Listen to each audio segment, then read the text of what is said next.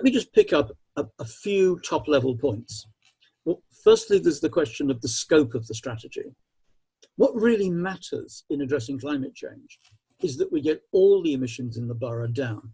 Now, last year, the council passed a meeting saying it would aim to get the emissions in the borough down to 0 by 2030.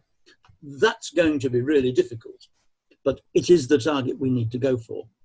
What the council is actually doing in the strategy is focusing on the emissions it controls itself directly. Now, that's about 2% of the total. So it isn't that it's worthless, but it's the wrong target. The council needs to be using its influence. It needs to be giving a lead. It needs to be working with its suppliers and using its regulatory powers and its development powers to get emissions down right across the borough. So I don't rate it well on scope. Secondly, speed. Now, we call this a climate emergency for a reason.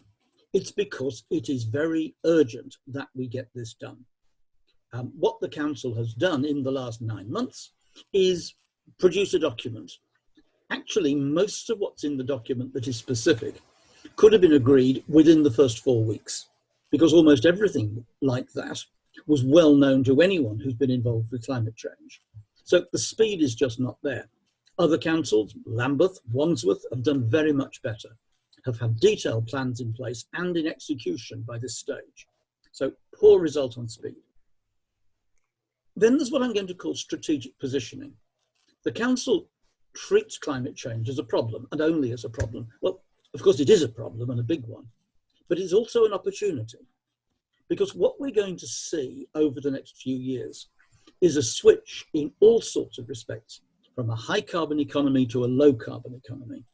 And there is the possibility for councils that move now, for businesses that move now, to be able to get ahead of the game, to prepare themselves for the low carbon economy, which everyone knows has to come, even though there is some question of how fast it's going to come. Finally, I'll move on to two softer things. One is public engagement. Now, what we can see about climate change is that solving it is going to require everyone, every councillor, every business, every citizen of the borough. So clearly, when you are setting out, as the council is, to give a lead, to set a strategy, then you need to involve everyone. What the council has actually done is to form a task force, a limited number of people, hold the meetings in secret, not even accessible to other councillors, but in secret, without full minutes, only very brief notes, and claim that as a basis for public engagement. And that's clearly terrible performance.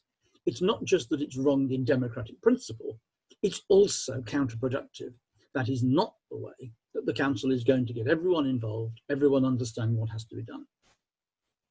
But I wouldn't want to feel that I was saying only negative things about the council.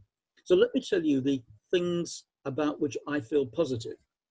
And that is the things that are in the strategy about what I'm going to call embedding commitment. That's to say, making a commitment to reduce carbon emissions a part of how the council operates.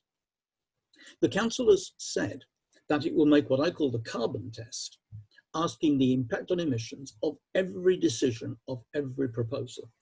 That the task force proposes, the strategy proposes, that is made a standard part of council operating practice. If that happens, that will be really good and better than I had expected. And finally, they're going to experiment with a carbon price, setting a price on carbon emissions to be set against the other costs that go with decisions. That is experimental. Everyone knows there has to be a price on carbon, but I think for the council to say that it will do that is a good thing. So those are the things I would praise, but the big things, no, not so good.